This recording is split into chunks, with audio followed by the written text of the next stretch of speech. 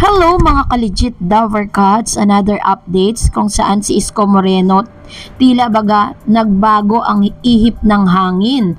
Nagbago ang isip sa taong 2025 ang lahat ng yan. But before that, if you haven't subscribed yet to my YouTube channel, please don't forget to like, share, and subscribe at i-hit mo na rin ang notification bell for more showbiz updates. And please don't forget to hit the all para ikaw ang unang-una makakapanood sa lahat ng ating mga updates. Bago tayo magpatuloy, of course, sa ating updates for today's video, nais ko po muna magpasalamat sa lahat po ng mga legit viewers, subscribers at legit Dover Cats po natin na patuloy na nanonood at sumusubaybay sa lahat ng ating mga updates. Ito na nga no, dahil isa sa mga write-ups nga patungkol dito kay Mr. Isko Moreno, dating mayor ng Maynila, na tila baga nag-iba ang ihip ng hangin. Kasi bago pa man po dumating yung kanyang desisyon, ay wala pa siya sa noontime program na Tahanang Pinasara or Pinasaya, ay wala na raw siya di umanong balak pang tumakbo sa halalan. Pero nagulat sina Paulo Contis at Isko Moreno sa sobrang dami ng taong sumalubong sa kanila sa Pagadian City nung nakaraang Sabado. Ipinagdiwang kasi nila ang Pasalamat Festival kaya dinagsa sila ng napakaraming tao doon. Doon sila naglaro ng games sa Gedli na merong nankawakali na pinagpilian at may mga tinulungan sila sa isa pa sa segment ni Yorme na G sa Gedli.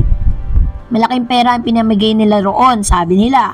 Pinag-uusapan tuloy ngayon na baka mabago daw ang desisyon ni Isko at tumakbo na siya sa darating na 2025. Biruin po ninyo ha, nung mga nakaraan na taon, wala daw siyang balak na tumakbo sa taong 2025. Parang hindi niya na raw pabalikan pa yung politika dahil masyado daw madumi ang politics. Pero nang nakita niya na maraming sumalubong sa kanya sa Pagadian City na hindi niya alam, kaya sila sinalubong doon, hindi dahil sa kanila.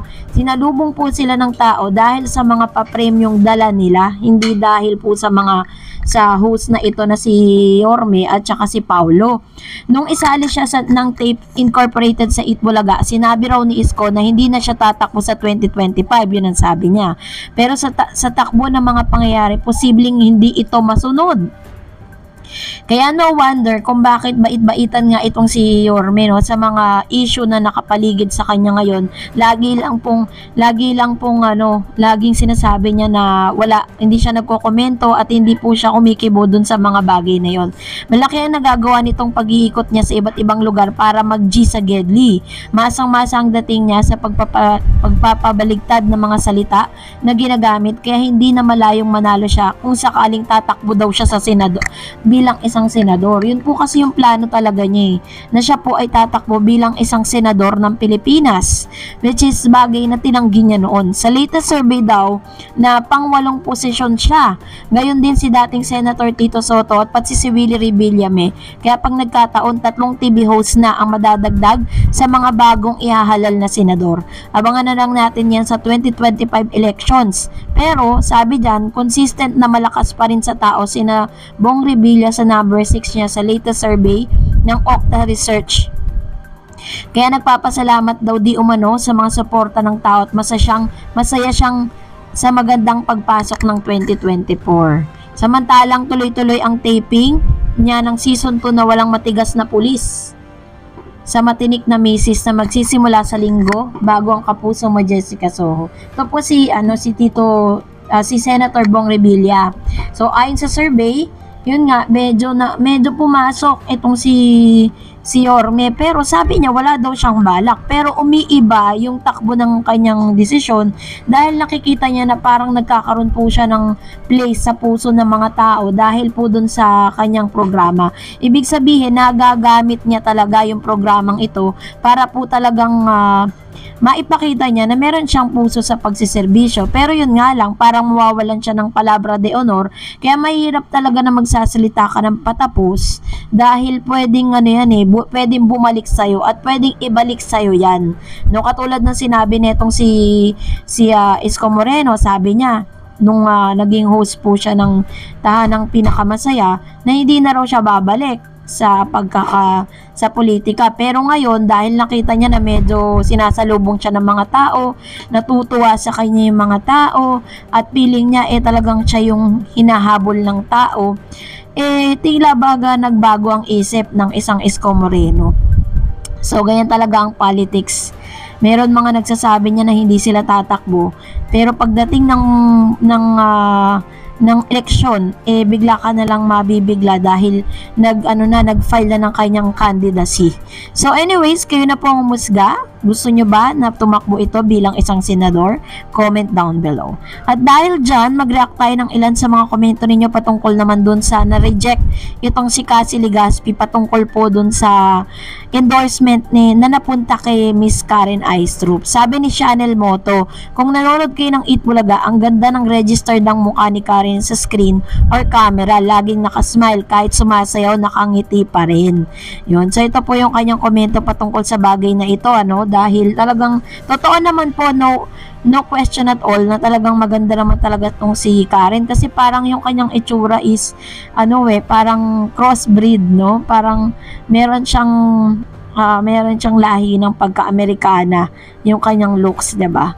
So talagang no wonder kung bakit kinuha siya ng Broadway Gems to be one of their brand ambassador. And another, sabi ni Miss Bernadette Temosa, hindi na bagay kay Cassie yan, maganda na siya at saka may boyfriend na siya. Si Karen, bata pa at inosente, maraming kabataan ang mag-i-enjoy ng product na ito. True. Dahil sa ngayon, talagang iniikot niya, sa pagpo-promote po, kasi medyo ito pong brand na to medyo nawala kasi ito dahil sa dami ng, kumbaga parang after the pandemic, medyo lumaylo yung negosyong ito kasi more on accessories siya, tapos ang dami pang mga naglalabasan. So isa sa mga strategy ng mga brand na talagang hindi napapansin, kukuha talaga sila ng mga sikat na mga ambassador or ambassadress para po at least ma-promote ng maayos yung kanilang produkto. And sabi ni M. Ponteas, ano daw gusto lang niya magtrabaho? Bakit ka sumama sa trabaho ng mga pirata? Pwede naman na magkapagtrabaho ka sa walang iligal o panggagaya sa ibang trabaho na kinakalaban nito. Hindi kasi nag-iisip at nagtitiwala sa TVJ. Ang tingin lang siguro ay kung malaking network or GMA ang nag-akala na matibay ang pundasyon nito ay mas matagal ang show dahil sa higanting network. Maling-mali ang kalkulasyon ng magulang nito. Ayun. So ito naman po yung isa sa mga opinion niya, kasi parang sinasabi ng ilan sa mga legit Davercats sa parang minaliit nila na porket po itong TVJ ay umalis sa malaking network, na hindi na nila ine-expect na magkakaroon pa ng another day, another chance ang TVJ para po i-cater yung kanilang relevance sa pagiging noontime program show, sa pagiging noontime program host. Yan. So meron pa tayong isa. Sabi naman po ng ilan sa mga viewers natin, sabi ni Arsenia, duda, bagay naman kay Karen dahil bata pa siya, wala pa siyang 15 years old kasi bata, maganda, ang boses, may talent at di chubby. Ayun. So ito naman po yung kanyang comparison, Actually, si Miss Cassie Legaspi po, nag-gym. Nakikita ko po sa Instagram niya na talagang sobra po yung pag-workout niya kasi nga gusto niya talagang pumayat. Kaso nga lang parang may mga tao kasi talaga na kahit anong exercise, kahit anong gawin mo, hindi talaga pumapayat. Kasi yung parang mga buto nila malalaki, matataba. Pero yun nga, hindi ko alam kung kanino nagmana si Cassie nung build ng katawan niya. Kasi si Mabi hindi naman. And that's it for today. For more videos and updates, please don't forget to like and subscribe. And please don't forget to follow my Facebook page, Dark Eds TV. God bless everyone. See you on my next vlog.